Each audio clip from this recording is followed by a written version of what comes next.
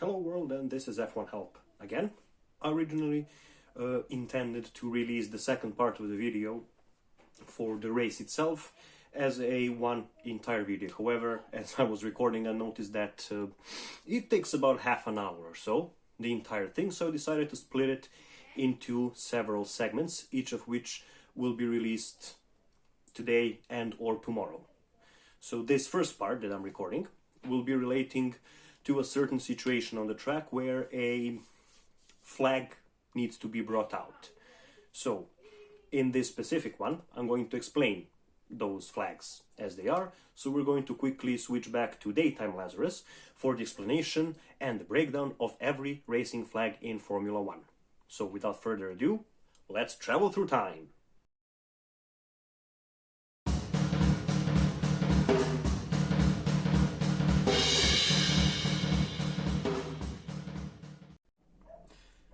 What I mean by flags? Well, plain and simple, for every situation that is not predicted, or maybe sometimes is, a marshal will usually wave a flag on the side of the circuit. There are many flags in Formula 1 indicating many different things that can happen. So the first one that you will usually see on the start of the Formula 1 race is a green flag.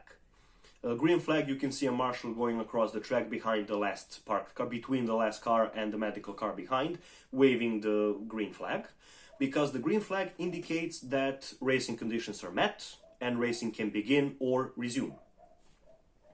Pretty simple. The opposite of a green flag is a red flag.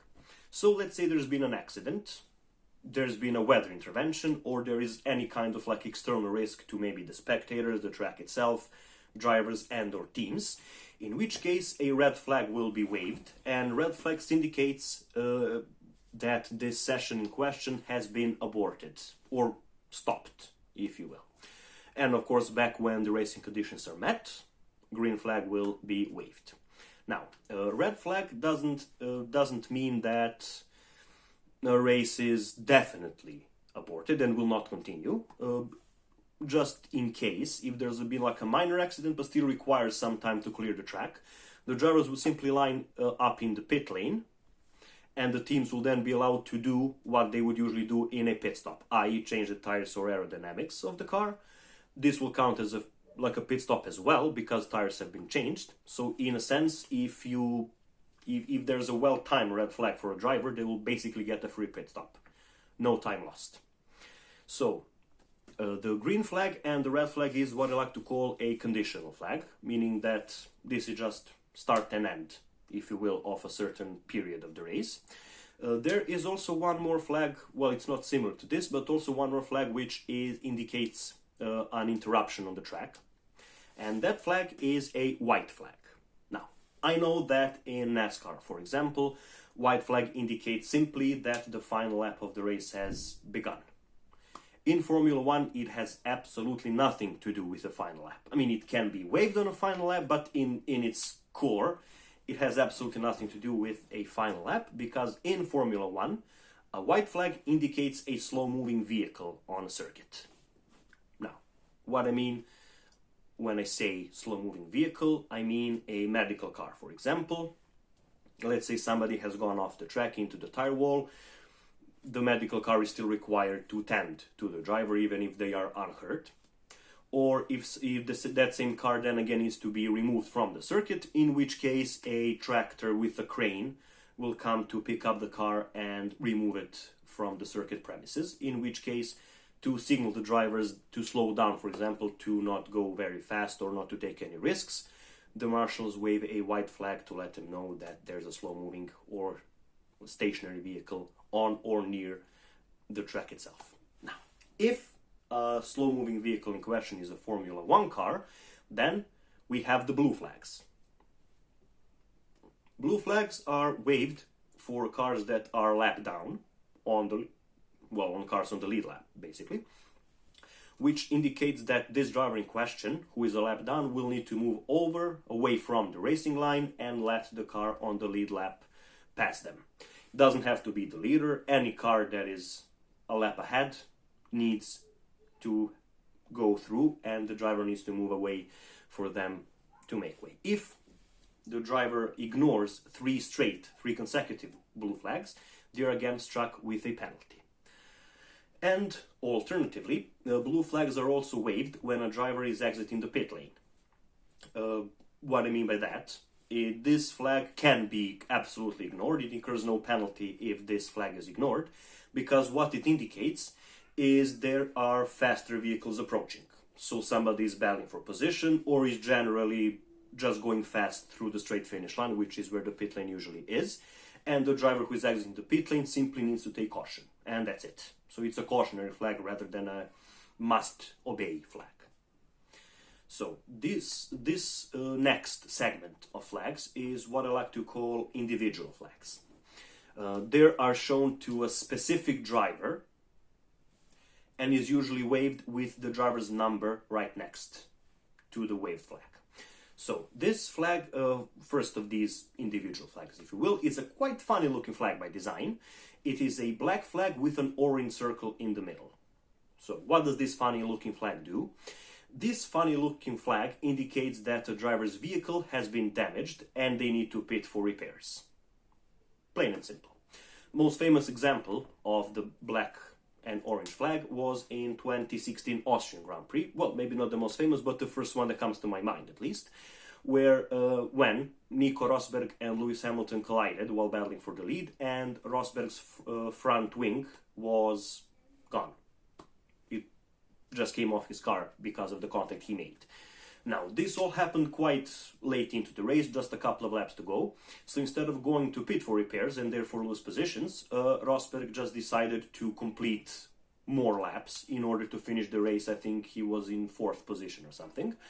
And he was then shown with a black and orange flag with the number 6 right next to it. Of course, number 6 indicating his racing number, which at the time, of course, was number 6. The second of these individual flags is a black and white diagonal flag.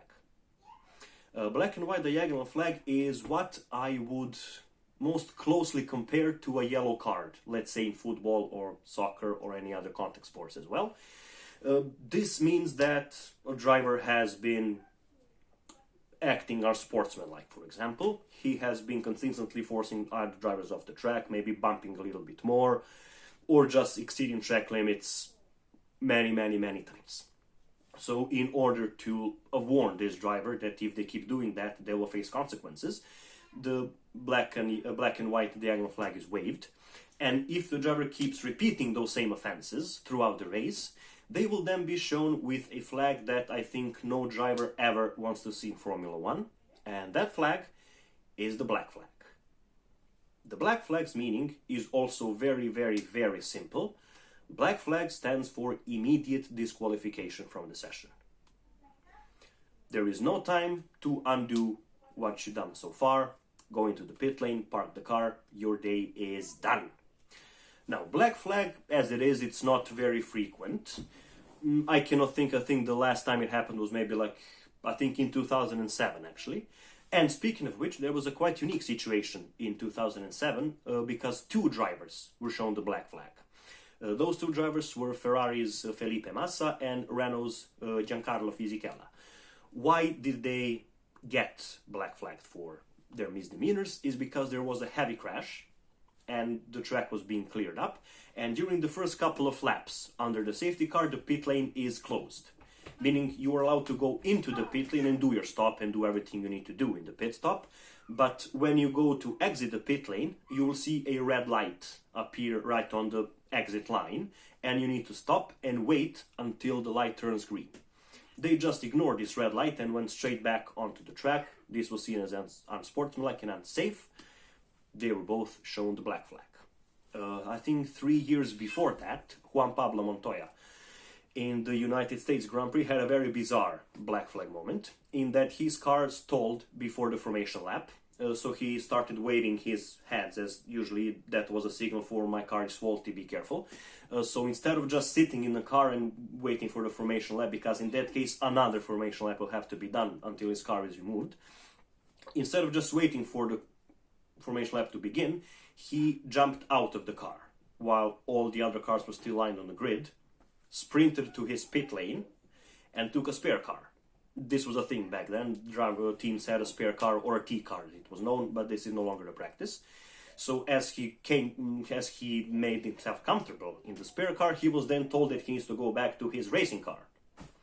And so he did that, only to be told to go back again to the spare car. And then he went to the spare car, set ignition, and went and took the race from the pit lane. He was disqualified 19 laps later for an illegal change of the car. Before that, in 1994,